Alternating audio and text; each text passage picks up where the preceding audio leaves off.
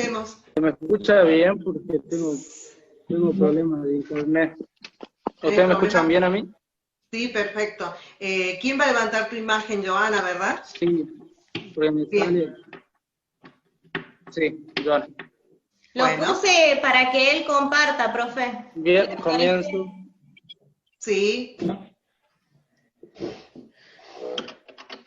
Sí, yo lo manejo, Joana, ella me puede grabar.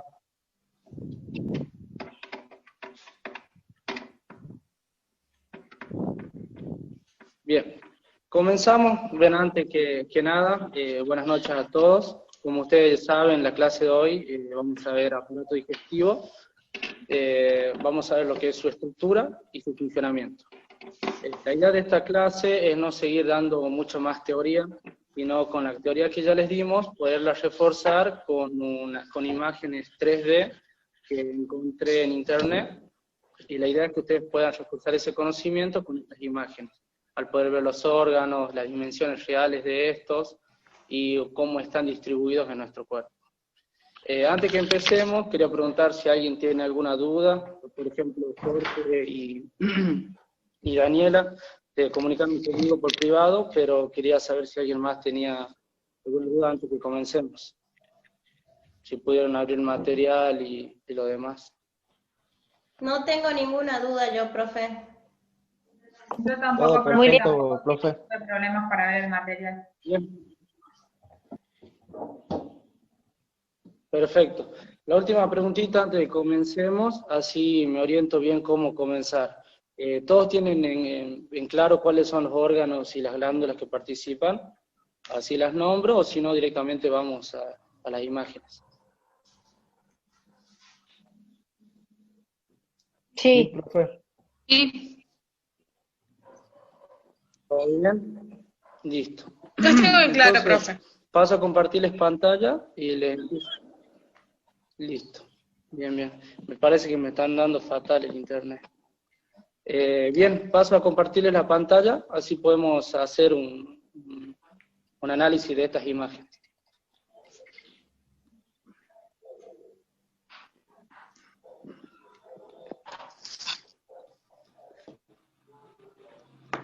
Bien.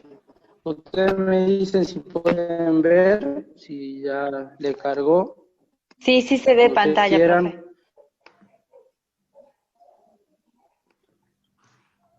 Bien, perfecto. Utilicé este esquema para que sea más fácil la explicación. Podemos ver las cosas de todos los ángulos, los órganos de todos los ángulos. Así podemos reforzar bien el contenido teórico que les envié en los archivos. Como ya saben, la digestión comienza en la boca, los primeros empezamos por ahí. Dentro de la boca tenemos lo que son los dientes y la lengua. Básicamente los dientes lo que hacen es triturar el alimento, fragmentarlo, para así poder ser ingerido. La lengua nos ayuda a formar el bolo alimenticio junto a la saliva. Y es aquí donde tenemos el conjunto de la saliva y los dientes forman el bolo alimenticio.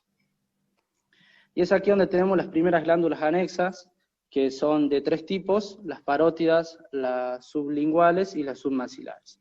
En este caso voy a remarcar una, tenemos 2 de cada uno. En este caso estoy remarcando la parótida, que realizan su trabajo durante la masticación. Y son muy importantes, es algo que se los voy a decir ahora, pero primero vamos a las submaxilares, que lo que nos genera es una saliva más viscosa y sirve para la gustación de los alimentos.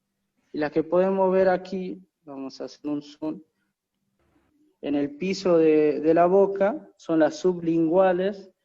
Estas los que sirven para la deglución, son las que van a humedecer el alimento.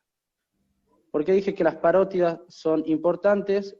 Como dije recién, la digestión comienza en la boca y son las que segregan una enzima llamada amilasa salival, que es la que va a convertir en primera instancia al almidón en azúcares simples. Bien, una vez dicho esto, vamos a pasar a la faringe. De la faringe no podemos decir mucho, es un órgano que se encuentra dividido en 3 porciones, nasofaringe, orofaringe y laringofaringe, pero este es un tema que en un momento les va a hablar Laura más detalladamente, y podemos decir que es un órgano con una función mixta, que la función que tiene en el aparato digestivo es comunicar la boca con el esófago. Básicamente es solo eso. Aquí tenemos... Kevin. Ya silencio el WhatsApp. Kevin. Ahí. Kevin. Sí, profe. La profesora Patricia dice Sí, que profe. está intentando entrar y me parece que le está pasando lo mismo que a mí. Como se ha duplicado el link cuando tú lo has enviado, fíjate por favor, no sé, dice no me acepta el link y debe ser que toma el link de Joana. A ver, miremos el grupo. Ahí debe haber ingresado. Sí, Luz lo ha puesto. Luz acaba de poner el link. Es el mismo link. Bien, profe. Fíjate, ¿está?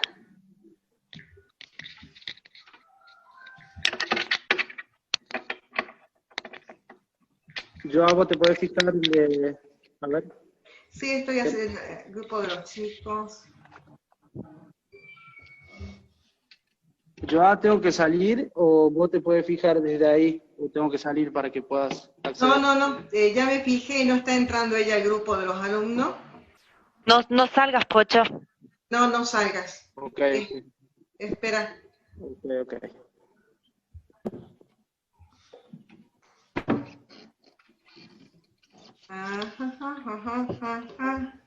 Ya vamos a ver qué onda, dónde está perdida. A mí me pasó exactamente lo mismo. Es que se vence el link y sobre todo porque lo duplicas. ¿Pato?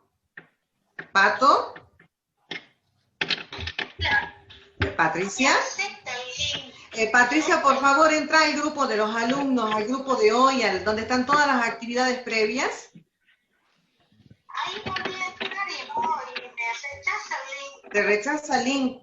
¿Alguien lo puede poner, lo pueden poner de nuevo? ¿Lo pueden sacar? Ahí lo pusieron. Por favor, entra por ahí, mira. Ahora sí. Ah, listo. Bueno, creería que ahí viene la profesora,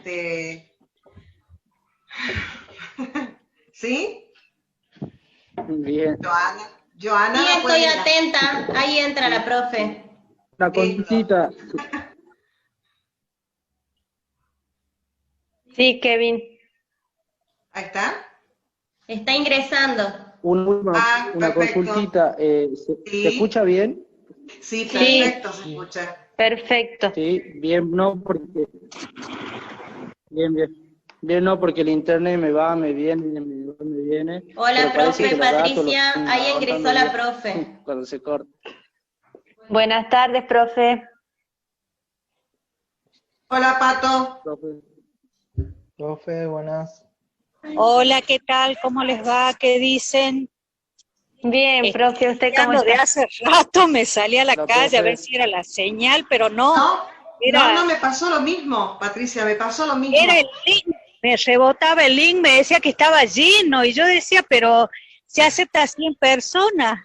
Claro, de repente tenemos una matrícula extraordinaria. Sí, los 122 suscriptores de YouTube.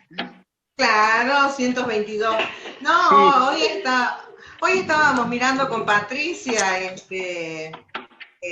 la gente que ingresa dentro de lo que es una plataforma pública, porque bueno, ahí yo sí soy pública y ahí van a los videos de ustedes una vez que elegimos qué imágenes y todo se van a mostrar, obviamente, y ustedes saben que están en mi plataforma, y estábamos mirando que ha crecido hace un par de semanas, es que pasó más o menos 3, 4, 5 semanas la cantidad de 100, y después de 100 comenzó a contar por 110, 120, y hoy encontramos 122. Y le digo, cada vez hay más gente interesada, vamos a suponer, entre comillas, en mirarnos. No sé, porque en realidad no sé cómo funciona, excepto porque quienes son mis alumnos, en este caso ustedes acuden Se sumó mucha gente al canal de YouTube, sí. Y acuden a lo que son las plataformas nuestras, ya sea las de YouTube o ya sean los links que yo pongo que van a parar a Instagram, que Instagram te toma 15 minutos, más de eso, ¿no? Sí, seguro, porque todos estamos en la misma, en la mejor forma de trabajar con los alumnos. Nada más que esta es la que nosotros hemos seleccionado para ustedes, para el campo de la práctica, y creo no haberme equivocado, porque el tema está en el hecho del acompañamiento, es completamente distinto.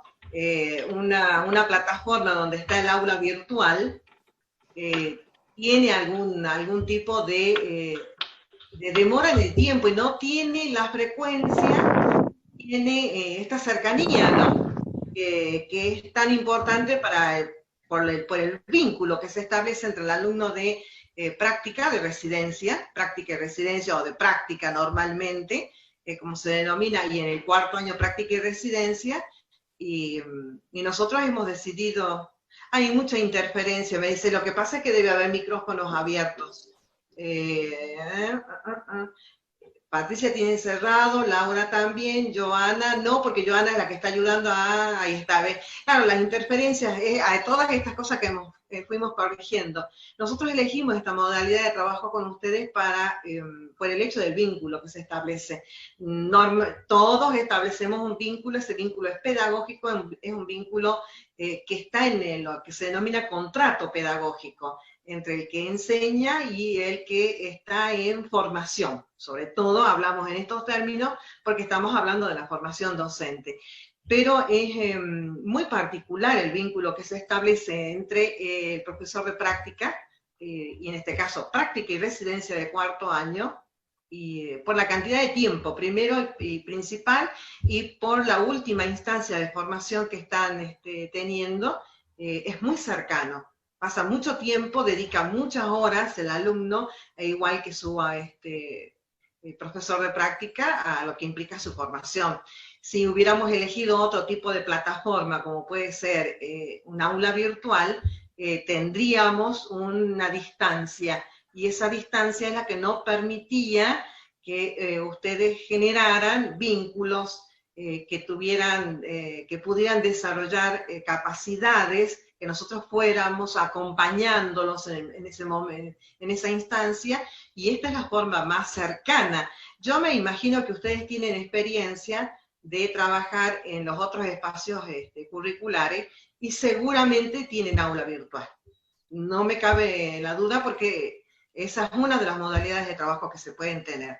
Esta es una modalidad intensiva y es de una alta exposición pública, como lo es en realidad el campo de la práctica, porque cuando vamos a las aulas estamos ahí todo el tiempo, es decir, el tiempo que es previo a que ustedes comiencen con la tarea del aula, 3, 4 horas, hasta que nos retiramos de la institución, y después seguimos con este mismo trabajo en lo que implica el instituto. Es un trabajo intensivo, es un año intenso.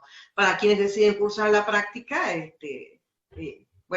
estaría en la voz de ustedes que me dijeran si es razonable o no lo que yo digo, porque es un año intenso. Ustedes están desde el primer día, hoy estábamos mirando nuevamente el grupo de cuando se conformó, y estamos desde el 19 de marzo, 19 de abril, mayo, junio, julio, agosto. O sea, sí, llevamos 6 meses intensos. Y uno termina teniendo, bueno, esta es la complejidad y los conflictos que genera al interior de la institución, porque los otros profesores acusan que la práctica se lleva todo el tiempo del alumno. Es más, en el cuadrante, la sumatoria de las horas de la profesora Roldán y las mías son el cupo total, la cantidad de horas destinadas por diseño curricular a lo que implica la última etapa de la formación docente en la práctica docente. Y son muy pocos módulos que la acompañan a la práctica de la formación general y de la formación específica. Es decir, ya están en el último tramo y es dominante, más allá de que en todo el diseño curricular está atravesado. Es ella, la práctica, la que resuelve en sí todos los sentidos y la existencia de la carrera. en cuarto año se hace mucho más presente. Ya en tercero, a ver, ustedes deben tener 5 horas o 4 en primero, deben tener 5 en segundo, deben tener 8 ya en tercero. 6 o 8 tuvieron en tercero, Joana. ¿Cuántas tuvieron? Joana. Sí, profe. No recuerdo, la ¿Cuántas? verdad. Laura, No ¿me recuerdo. ayudás? Los viernes De teníamos en el última hora, Empezamos todos los con viernes, creo. materias, empezamos con 10 materias nosotros. Sí. Y en segundo año aproximadamente también 10, y en tercero, sí, 8 o 9, pero creo que son 9, profe, las de tercero. ¿Y cuántas horas tenía destinado el campo de la práctica? Y en tercero teníamos los viernes, solo los viernes teníamos, y sí, En el 3 último horas, módulo. sí, 3 horas, Todos profe, los viernes. empezábamos. No, en el segundo módulo empezábamos, porque teníamos primero PDI.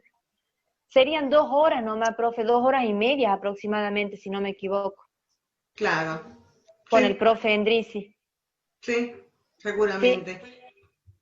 Bien, dicho También esto, estaba el tema de que nosotros salíamos antes por el colectivo, ¿no? Nosotros ya a las 10:30, ya no, antes de las 10:30 ya podíamos salir por el colectivo. Y en eso nos contemplaba también el profe. no, seguramente hay un régimen general, si nos miramos al diseño curricular, y hay un régimen que es el que marca la agenda, la agenda institucional, bueno, con ustedes no. El campo de la práctica 2 en el caso de matemáticas, juntamente con psicología educacional, esa es una de las cosas en las que hacemos hincapié, cómo está atravesado por la dinámica de lo institucional aquello que se propone como el ideal dentro de lo que es la pauta curricular, ¿no? Y lo que termina siendo, ya sea por esto de los horarios de ingreso al establecimiento, porque compartimos establecimiento, por el horario que es en el turno de noche, es el turno de la tarde-noche que ingresan, y por el transporte, porque está regido por la realidad, es decir, está atravesado por la realidad, y ante eso no podés hacer nada, más allá de que tercer año tiene una estancia en las instituciones educativas porque son sus primeros desempeños, que yo la vez pasada les hice así notar al pasar que no estaríamos tan pobres de experiencia en realidad como docentes de parte de ustedes si tercer año estuviese abocado a la tarea de lo que son los primeros desempeños. Primeros desempeños que inicialmente como un acercamiento en forma dentro de lo que implica la tarea del aula, de una forma ideal o de una forma preformada, ¿sí? Tiene los primeros acercamientos, es decir, ustedes programan y toman alternativamente, esto que estamos trabajando en este momento, toman alternativamente los roles de profesor delante de sus compañeros hasta que van a las instituciones anfitrionas para poder hacerse cargo mínimamente 1, 2 o 3 clases, que sería mínimo, que es lo ideal dentro de lo que implica el tercer año. Microexperiencias, dice Patricia, sí. Las microexperiencias son dentro del aula, es decir, ustedes diseñan y toman a sus propios compañeros, y luego ya lo que implica la experiencia dentro de lo que es el establecimiento escolar. Pero ahí estamos. Bien, yo interrumpí para que pudiera entrar Patricia. Ahora, Kevin, ¿estás en condiciones de que retomar? Kevin.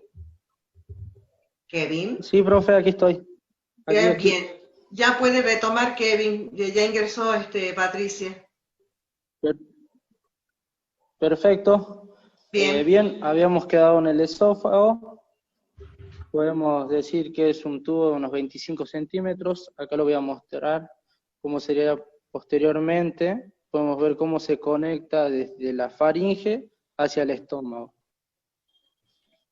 Desciende verticalmente y se une al estómago por medio del cardias. Podemos decir que su función se reduce en empujar el alimento hacia el estómago. Esta función la cumple mediante movimientos peristálticos, que son movimientos involuntarios producidos por la pared muscular de este órgano. Más que eso tenemos, yo le muestro. Aquí tenemos el estómago, lo dejé solo para que puedan ver que es un incremento del tubo digestivo, básicamente, con funciones especializadas. Pero sigue siendo un tubo que se encuentra limitado por dos porciones, por dos esfínteres, el de cardias, que es el que se conecta con el esófago, y el del píloro, que es la parte que se conecta ya con el intestino delgado. La función que tiene el estómago es mezclar los alimentos en los jugos gástricos. Y podemos decir que tienen tres tipos de células. Unas células parietales, que son las que segregan el ácido clorhídrico, que es por lo que está compuesto estos jugos. Unas células llamadas células principales, que segregan un pepsinógeno, que es una enzima inactiva de la pepsina. Y las células mucosas. Estas son células que protegen la parte interior del órgano, ya sea de la pepsina o del ácido clorhídrico. El ácido clorhídrico es quien le da básicamente el ácido al jugo gástrico y es el encargado de que se puedan digerir los alimentos que ingerimos. El bolo alimenticio en este paso pasa a llamarse quimo y ya tiene una consistencia más como si fuera un batido, ya no es una consistencia más como un bolo, sino ya es más como un batido. En esta porción voy a utilizar otro ejemplo, que es este, donde podemos ver claramente, a ver, anotación. Aquí podemos ver donde marqué, que es el píloro, y acá arriba tenemos lo que es el cardias que expliqué. Tenemos la primera porción del intestino delgado, que se llama duodeno, y que mide aproximadamente unos 24 centímetros. Aquí me voy a detener un poco porque en esta parte donde se generan varios procesos, donde ya intervienen lo que son las glándulas anexas, como el hígado y el páncreas. Bien. Cuando hablamos de intestino delgado, decimos que tiene unos 7 metros aproximadamente, se divide en dos, el duodeno y el yeyuno ilio. Kevin. La primera porción se encuentra relacionada con... Sí. Se está por terminar ya Sí, ya. la reunión. Ok. Te aviso salgo así y volvemos a entrar. ingresar. Bueno, cuando se corte ingresamos por el mismo link. Dale, continúa, perdón. No, está bien. No, gracias. Gracias por avisar. Bien, básicamente en esta porción, vamos a cambiar el esquema. Bien. Aquí podemos ver el parte, no sé si se distingue bien. Bien. Estamos en la porción de donde termina el estómago, se conecta con el duodeno, la primera porción del intestino delgado, por medio del píloro. Vamos a explicar un poco las funciones que tienen estas dos glándulas, para una vez que sepamos bien las funciones, vamos a seguir con el proceso digestivo. Una de las glándulas es el hígado, ¿sí?, que es la más voluminosa de nuestro cuerpo, y se encuentra formada por los lobulillos hepáticos, que son ellos los que segregan la bilis. La bilis es alojada en la vesícula biliar, y la función que tiene básicamente la bilis es actuar como un detergente. Emulsiona las grasas, convirtiéndolas en gotas más pequeñas, para así poder ser degradadas por ciertas enzimas, en este caso las lipasas.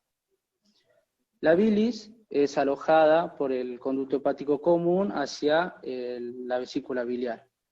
Y la vesícula biliar se llena y está esperando o queda en intermitencia hasta que el quimo se introduce en el duodeno. Y es ahí, mediante una señal, que produce una contracción, y podemos ver que sale por ese conducto, no sé si lo pueden ver, un conducto verde que quedó ahí. Por ese lado sale la bilis de la vesícula biliar. Este conducto se llama colédoco, ¿sí?, y es expulsado por la ampolla de váter. La otra glándula es el páncreas, que es una glándula en forma alargada, como pueden ver. Tiene dos funciones. Bueno, podemos decir que se encuentra también dividida en 3 porciones: cabeza, cuerpo y cola. Y tiene dos funciones básicas. Una función endocrina, que es la que produce ciertas hormonas como la insulina y el glucagón, que son los que van a controlar el nivel de glucosa en sangre. Y otra función, que es la función exócrina, que es producir enzimas que ayudan a digerir los alimentos. Por ejemplo, las amilasas pancreáticas, que las nombramos al principio como amilasas salivales. En este caso, el cuerpo sabe que no masticamos como debemos, entonces también las genera en el páncreas para poder llegar hacia una mejor digestión. Estas amilasas lo que van a hacer es reducir los hidratos de carbono en glucosa.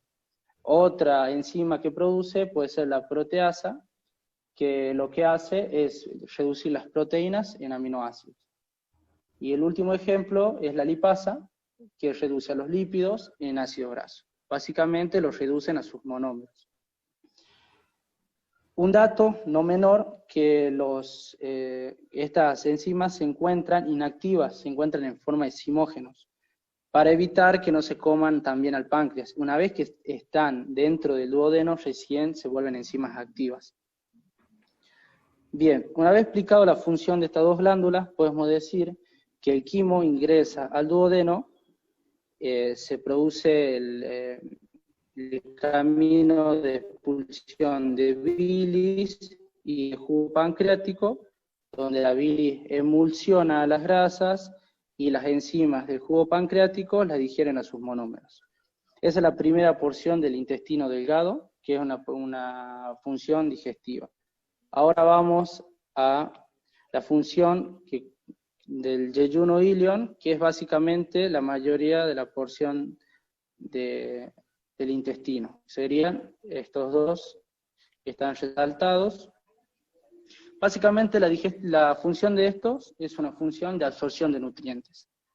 Al tenerlos ya en sus monómeros, lo que hacen es absorberlos y enviarlos a la sangre, a las cuales la lleva a todas las células, ya sea para ser almacenadas o utilizadas. El proceso se da mediante unas microvellosidades que tenemos. Vamos a hacer un zoom a la luz del órgano para que puedan ver. Vamos a utilizar acá. No sé si llegan a ver las microvellosidades en la luz del órgano. Sí. Así es como se ven correctamente. No sé si me siguen hasta ahí. ¿Vamos bien? Sí. Sí. Sí, profe. Bien. Bien, porque me preocupa el internet. Bien, acá podemos ver una gigantografía de esas microvellosidades, que podemos ver que son como deditos que sobresalen de la túnica interior, o la luz del órgano, que la función que tienen es una función de absorción, de aumentar la superficie para aumentar la absorción. Los monómeros de estos nutrientes se colocan en las paredes, que pueden pasar por difusión simple facilitada, mediante la sangre. Y es así como se les lleva los nutrientes a todas las partes de la célula. Bien, aclarado esto, vamos a ver la parte terminal del intestino delgado con este esquema. Acá podemos ver cómo termina ya el intestino delgado en la válvula iliocecal, ¿sí?, que conecta la parte terminal del intestino delgado con el comienzo del intestino grueso. Vamos a ver un poco de la anatomía del intestino grueso. A ver, no sé si ya vamos a usar otro esquema. Denme un segundito. Vamos a usar este esquema que es un poco más correcto.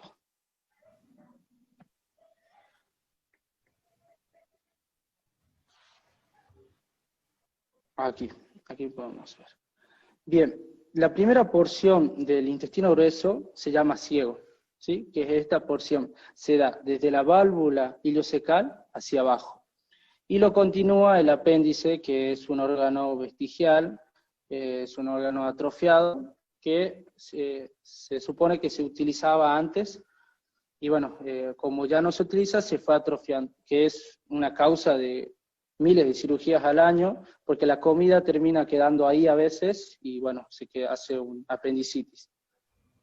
Tenemos el ciego, el colon ascendente, el colon transverso, el colon descendente, el sigmoideo y el recto. La función básica del intestino grueso es absorber líquido. Absorbe líquido para solidificar y formar las heces, y forma también, absorbe también parte de la linfa de la sangre, algunas vitaminas, ¿sí? Pero la función principal de este órgano es absorber líquido para poder formar así las heces. Y ya en la parte terminal que tenemos, vamos a hacer un zoom, tenemos lo que es el ano, que básicamente es un órgano, son un doble esfínter, un esfínter interno y un esfínter externo. El esfínter interno es involuntario y el externo es voluntario. Y la función que cumple es la de expulsar las heces que se producieron en el organismo. Y eso sería a gran escala y viendo un poco lo que es el sistema digestivo. ¿Alguien tiene alguna duda o quiere ver mejor el esquema antes que salga? Lo podemos observar.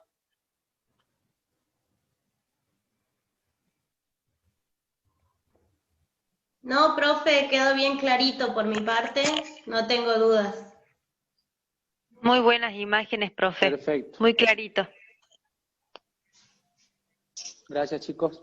Bien, entonces, dejo de compartir pantalla.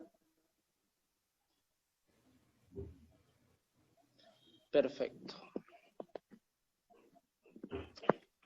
Muy bien, chicos, eso sería la parte en 3D de lo que yo les envié, los archivos que ustedes pudieron ver. Es como para que tengan una mejor relación del contenido teórico, y bueno, espero que les haya servido, y ya saben, estoy aquí por si quieren preguntarme algo, qué les pareció. La verdad que las imágenes ayudan mejor a entender la teoría así en 3D como la estás presentando, ayudan muchísimo. Y buenísimo. Bien, A mí me encantó. Bien, entonces gracias, Pau. Muy bien, entonces les voy a dejar una pequeña actividad en el grupo, una vez que las chicas terminen, ¿saben? Va a ser muy breve, como para ver si... Sí, yo lo único que quiero aclarar es que en los cursos donde se da la parte de, digamos, de órganos, de sistemas y de aparatos, nosotros tenemos que hacer como 2 clases. Una para lo que es anatomía, o sea, solamente la estructura, y otra para función, y recién una tercera clase donde yo puedo integrar y reflexionar esto que dice que no, casi nunca sucede esto en una, digamos, en una sola clase, por más que yo a veces tenga un módulo completo, más en el caso que sean cursos bajos, porque este tema se da en segundo año del ciclo básico, ¿no? Entonces, primero yo hablo en una clase de la estructura, y doy medidas y todo, hay mucho realismo en estas imágenes, entonces está bárbaro. Y luego me pongo, digamos, en esa jerarquía, ¿sí?, de capacidades, después involucro las funciones. Y por último, hago la síntesis e integración, y allí recién puedo reflexionar sobre la alimentación, sobre, supongamos, el jugo gástrico, por qué el ácido clorhídrico, por qué el reflujo, y puedo entrar en distintas otras temáticas como la bulimia, anorexia, etcétera, que son, digamos, coincidentes con, digamos, ya instancias más reflexivas, ¿no? Así que está bien encarado porque estaba la estructura, estaba la función, pero ya la meta, todo lo que es metacognición, ya estaríamos pensándolo en una clase siguiente y en un curso más elevado, ¿no? Sí. Es así como la consecución y la jerarquía de la cuestión de las estrategias de enseñanza. Sí, que es algo que la vez pasada cuando nosotros estábamos trabajando y yo les hacía esta reflexión, habíamos pensado que todavía no nos podemos aproximar a lo que implican las situaciones áulicas, institucionales. El hecho de poder ordenarte o poder saber o graduar cuánto del conocimiento, cuánto de una unidad didáctica o cuántas unidades didácticas, comencemos por ahí, va a tener un programa en una materia anual, implica una instancia ideal, porque yo tengo un número de horas por diseño curricular que están idealmente distribuidas para ese año lectivo. De esa unidad nosotros tenemos que quitar o desagregar lo que son feriados y los imprevistos. Y te queda un número de horas. Ese número de horas se divide por la cantidad de unidades didácticas que, por un lado, nosotros tenemos la exigencia de lo que son los contenidos que ya están estipulados en el diseño curricular, que son los que yo les había brindado la vez pasada. Esto es un trabajo que hace segundo año, ¿sí? Esta racionalidad técnica, ¿sí? Y la otra es el hecho de que yo a ese programa que tengo con un número ideal y que tomo una racionalidad y hago esta siguiente operación matemática, esta reducción de sacar los feriados, porque yo puedo estar instalada en un lunes, o puedo estar en un miércoles o en un viernes, nosotros sabemos que se hacen feriados o feriados puente, ¿sí? Que son 2 o 3 eventos en el año, o fechas que son inamovibles, ¿sí? Entonces, de acuerdo a eso, yo tengo un porcentaje de horas que la distribuyo idealmente en la cantidad de unidades, que es lo que me permite a mí la planificación cuando yo ya me acerco al aula, que yo tenga una instancia de diagnóstico, más allá del diagnóstico institucional que se hace como un ejercicio que lo lleva a cabo el alumno residente, está, una vez que atraviesa esa instancia, ese acercamiento inicial a todo lo que es la estructura institucional y comenzar a familiarizarse y que los otros comiencen a ver con qué frecuencia vamos y se habitúen a nuestra presencia también, porque todos somos extraños. Para ustedes es extraña la escuela anfitriona, como no somos nosotros para el resto, para los profesores que ya están en la casa y para los propios alumnos que comienzan a mirarnos y que perfectamente ubican dónde están los alumnos practicantes, de dónde vienen, si pertenecen a los institutos de nivel superior, a qué instituto le pertenece, y bueno, en el caso de biología, solamente nosotros y la universidad, es decir, si no son de la Universidad Nacional de Catamarca, son del IES Maldones, es decir, no hay ningún otro practicante en la carrera de biología en las instituciones anfitrionas. Pasás a lo que implica el diagnóstico del aula. El diagnóstico del aula, que por eso es que prudentemente los docentes no nos admiten en las primeras semanas del mes de marzo, cuando se inicia fines de febrero o marzo, el ciclo lectivo, porque ellas están en un periodo de diagnóstico. Es decir, ¿qué cosas conocen? Que hace rato Patricia le hacía referencia a Kevin. Yo creo, Kevin, que en el caso de ciencias naturales ya lo tocó este tema en la escuela primaria. Ya apareció.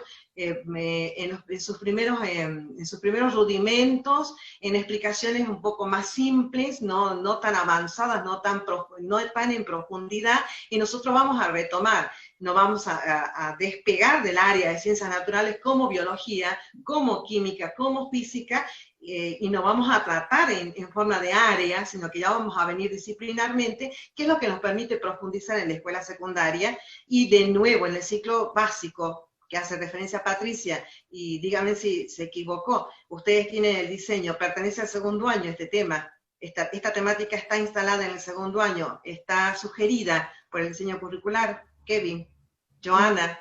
En primero, profe. Primer año. En primer año, está sugerida para primer año, ¿bien? Primer año, sí. Está sugerida para primer año. Una vez que yo sé con qué conocimientos previos, ¿sí? Cuento, porque el alumno ha pasado por un diagnóstico y yo he chequeado qué cosas tiene, qué cosas tengo que tratar, con qué profundidad lo voy a hacer, es que yo ya ahí de las 6, 7, 8 unidades, yo ya decido, o de los bloques que a mí me sugiere el diseño curricular, ya decido cómo voy a iniciar la unidad número 1, qué voy a trabajar en la unidad número 1 y la conformo, ¿sí? De acuerdo a lo que yo ya tengo como conocimiento. Es básicamente la que mayor tiempo nos demanda, que es para poder generar el enlace. Esto que se denomina en la escuela secundaria, en todos sus ciclos, en el ciclo básico y en el ciclo superior, nivelación. Esto ustedes lo conocen porque seguramente son padres y llevan a los niños a la escuela y le dicen a la maestra que están en un periodo de diagnóstico y posteriormente están en un periodo de nivelación. Esto implica poder generar este ensamble para que el alumno pueda atravesar exitosamente, en este caso, pasar de ciencias naturales a que nosotros nos presentemos en forma de disciplina, y justamente el primer año y aparezca biología, ¿sí? Y comencemos con qué tipo de estrategias nosotros vamos a presentar para que el alumnado pueda apropiarse de los conocimientos, porque es distinto a la escuela primaria. La propuesta de la escuela primaria es de otra profundidad, ¿sí? Está trabajando en un área integrada por física, química y biología para hablar de las ciencias naturales, y cuando ya pasamos a la secundaria nosotros nos presentamos como biología, pero no desaparece el área en la que está trabajando, porque yo tengo en el mismo año una coordinación horizontal y vertical, y ahí aparecen mis colegas de física, de química, ¿sí? Física y química es el primer año, y qué se trabaja, si primero física o química, y esos son los acuerdos que se llegan dentro de la institución. Por lo tanto, esa es una instancia por la que ustedes no han atravesado, ¿sí? Y una vez que yo ya tengo esa planificación y sé cuántas unidades y cuánto tiempo me va a demandar la unidad número 1, porque yo estoy haciendo todo esto este ejercicio que les acabo de decir, comienzo con los problemas o las temáticas de acuerdo a la jerarquía que hayan adquirido institucionalmente, porque forman parte de lo que implica una planificación institucional, lo que ustedes conocen como proyecto curricular institucional, y yo lo traigo al aula. Comienza el desglosamiento y la presencia del alumno, que es lo que yo les decía, porque estamos faltos de realidad.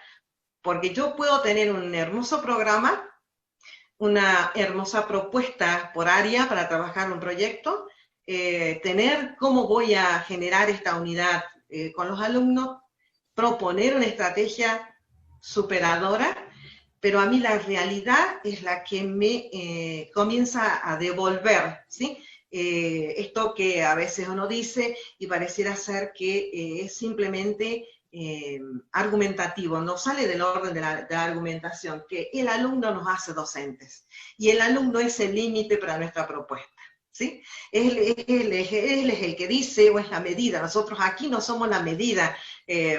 Yo soy una advenediza en el campo de la biología y los escucho atentamente. La profesora es la especialista, yo soy la especialista en pedagogía. Pero a ambas, si yo enseñara pedagogía en este momento como el campo de la práctica, mi límite es el alumno, porque es el que me va a regresar a la realidad. Yo puedo hacer propuestas extraordinarias, y ese día se movilizan, les hace calor, interrumpen la sala diferentes actores institucionales, los propios padres, se enferma uno no me entienden. Yo puedo llevar una hermosa diapositiva y no tengo cómo cubrir la luminosidad del día, no puedo bajar las luces, si les bajo las luces se me escapan de dentro del aula. No olviden, estamos hablando de 12 años cuando están en primer año. Es decir, eso es lo que hace que la planificación se vuelva real, ¿sí? Y es lo que no ha entorpecido la propuesta de Kevin, excepto porque yo le hago observaciones que tienen que ver en el orden del lenguaje. El lenguaje pedagógico y el lenguaje de la biología es el que articula el discurso de cualquier alumno que precie ser cursante de la carrera de biología casi finalizante de un campo como es el campo de la práctica. Nada más y nada menos. Es eso lo que nos falta, es decir, ustedes eligen, ¿sí? Y tocan con la profundidad, me parece extraordinario, eligieron un hermoso esquema, pero nosotros estamos en una situación privilegiada, porque para todos estos contenidos ya los conocen, en una situación ideal, porque hemos tenido la convergencia de todos en un mismo tiempo y espacio y no tenemos interrupciones, ¿sí? Porque más allá de algunos fallos normales del Internet, por lo demás no podemos quejarnos. Es una preparación que lleva más o menos, en el caso de ustedes, lo eligieron el miércoles pasado, Laura, Joé, el miércoles pasado, ¿sí? Sí, profe, ya veníamos hablando de qué temas hablándolo, sí. Y bien. El viernes, sábado ya lo concretamos entre los tres. Es decir, estos alumnos tienen profesores de lujo porque han dedicado 7 días a este grupo, cosa que en la realidad uno ingresa en una sala y sale de ella e ingresa en la que sigue. Sale de ella y en el turno tarde ingresa al otro ciclo en otra sala. ¿Se entiende? Tenemos los tiempos propios que van marcando este ritmo y los propios tiempos institucionales. Sí, todo ideal, un tiempo ideal, un servicio ideal, el grupo de alumnos privilegiado, el profesor que les enseña a ustedes, porque están en 4º año. Esta es una temática que se trabaja dentro de las aulas del nivel superior tempranamente, o 3º o 2º. ¿En qué curso trabajan? En 2º año, o sea, tienen un grupo de alumnos de excelencia. Piensen en esto cuando yo digo, y reitero, y esto que parece no tiene otra cosa más que decirnos, estamos faltos de realidad, el día que pongan un pie en el aula se van a acordar de mí, ¿sí? Porque los alumnos no son tan dóciles, no nos están esperando, no están dispuestos a aprender el campo de la biología y siguen las situaciones que nos superan. Esto es lo que nosotros no podemos, digamos, evocar. Yo lo puedo evocar. Nosotros somos profesores de escuela secundaria, después hemos pasado al nivel superior, yo he pasado por los diferentes niveles, la escuela secundaria, he sido asesora de una escuela secundaria, pasé por el nivel superior universitario, he sido profesora universitaria en mis primeros años de docencia, y luego soy profesora de ustedes, y llevo 32 años dedicados a la docencia, y enseñando en las aulas, y llevando alumnos residentes, es decir, siendo profesora de todos, es decir, de ustedes que van a la residencia como alumnos residentes, y de los propios alumnos en la escuela primaria o en la escuela secundaria.